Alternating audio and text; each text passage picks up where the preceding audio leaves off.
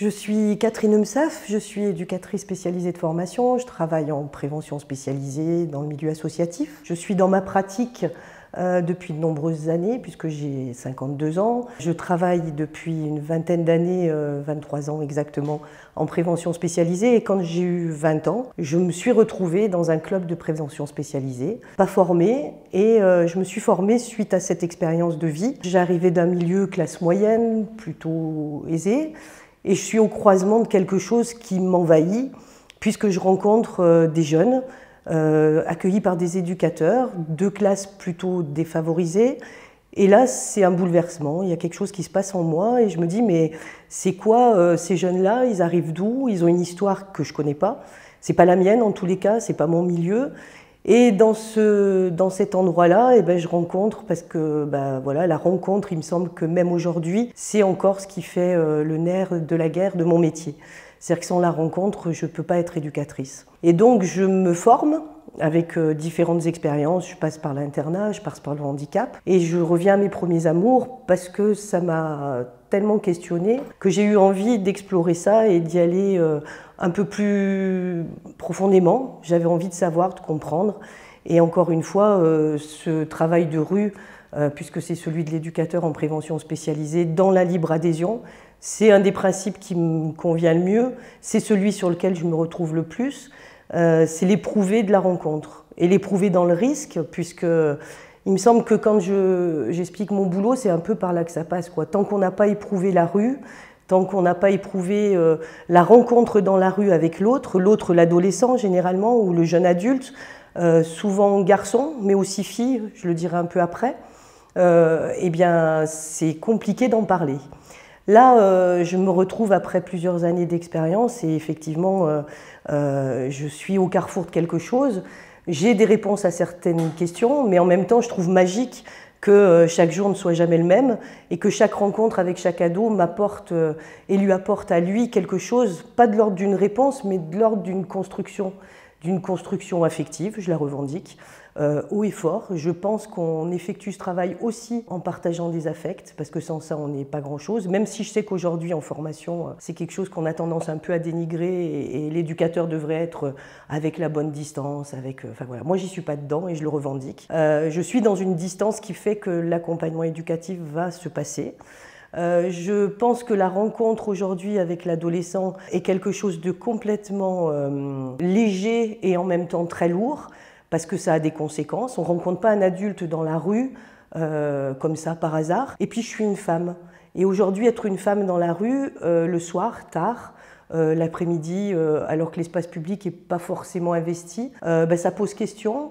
Et l'adolescence se questionne sur ce que je suis, et c'est peut-être aussi là ma force, parce que d'être femme dans la rue, souvent on disait à mon collègue, le soir dans la rue on lui disait rien, et à moi on me disait « Oh mais Kat, t'as des enfants et t'as un mari ». Oui mais c'est mon travail, et puis je suis bien là avec vous. Du coup ça ne questionnait pas de la même manière. Et ça j'ai trouvé intéressant parce que je me suis dit comment aller accrocher des jeunes filles ailleurs que dans la rue, puisqu'elles n'y sont pas forcément. Donc j'ai trouvé, avec l'équipe dans laquelle je travaille, des supports à la relation qui ont fait que les jeunes filles ont pu venir. Et puis on a vu les tournants qui sont arrivés. Ça date pas des attentats, ça date d'un peu plus vieux. Les quartiers à un moment ont été un peu bouleversés, mais il y a eu de la résistance parce qu'il y avait les codes, parce que les anciens gardaient les quartiers, parce qu'il y avait de l'économie aussi qui permettait que ça module un peu les choses. Et là, aujourd'hui, on a l'impression que ça a un peu tombé tout ça, et qu'il y a une place donnée aux faits religieux, à la religion. Et ça nous est amené aussi à nous en tant qu'éducateurs de rue, comme t'es quoi, t'es qui ? Et aujourd'hui, tu crois en quoi? C'est-à-dire que t'es quoi, t'es qui? Je pouvais y répondre, tu crois en quoi? Ça m'est plus compliqué.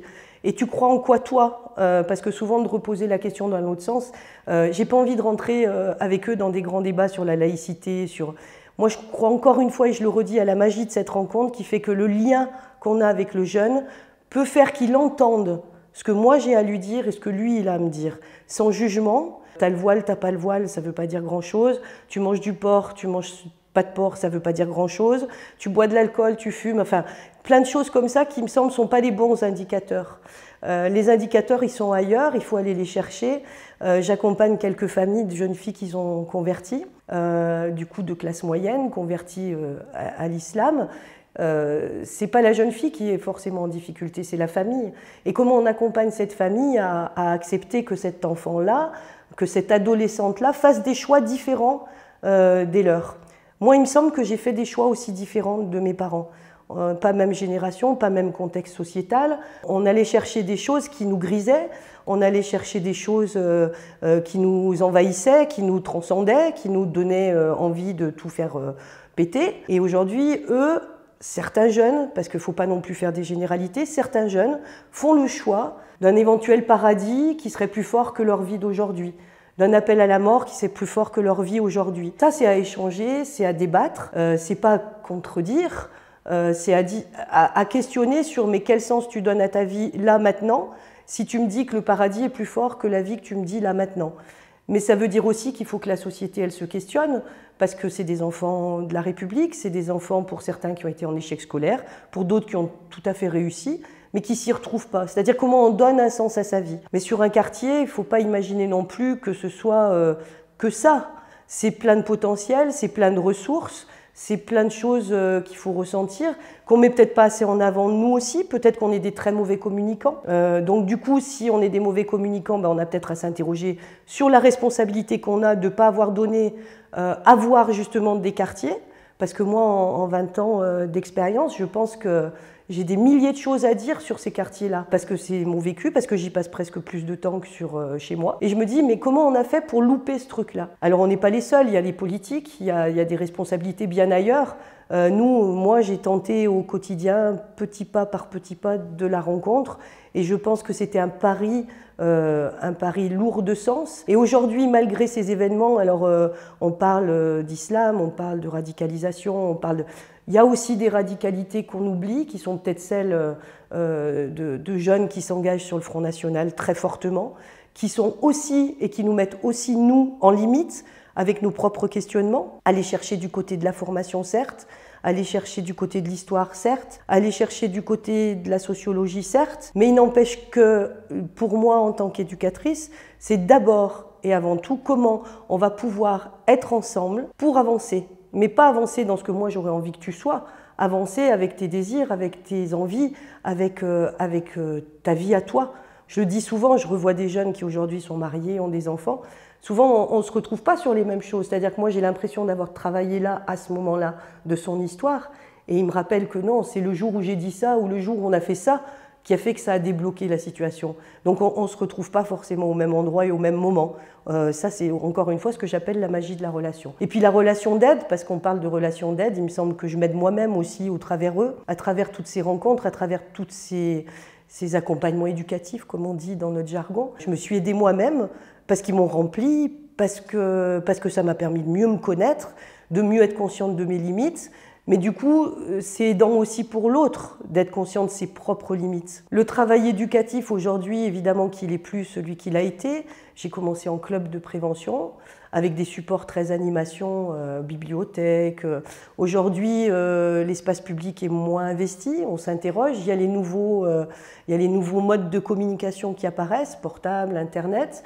Peut-être que là, on a, nous, intérêt à se questionner et à questionner notre pratique, pas seulement sur la question d'éventuels jeunes dérivant sur un islam très rigide ou qui arriverait par Internet. C'est pas là-dessus, c'est surtout, c'est-à-dire que le jeune aujourd'hui, son moyen de communication premier, c'est le portable et c'est Internet.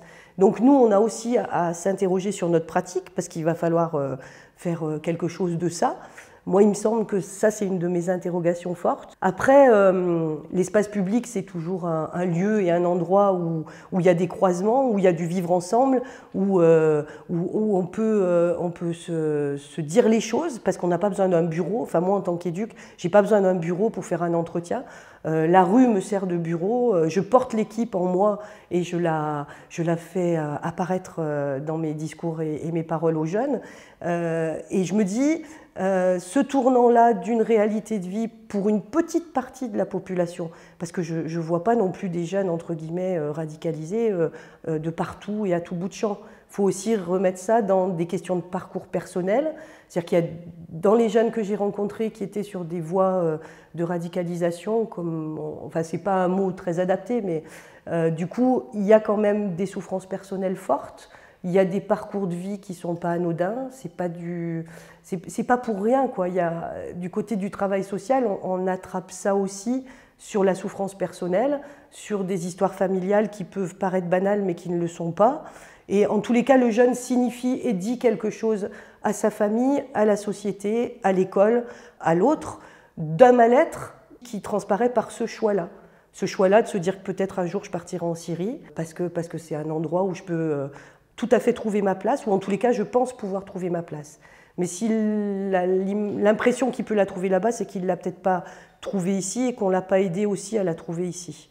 Donc il me semble que là-dessus, il faut que chaque adulte, chaque citoyen s'interroge et se dise quelle est ma part de responsabilité.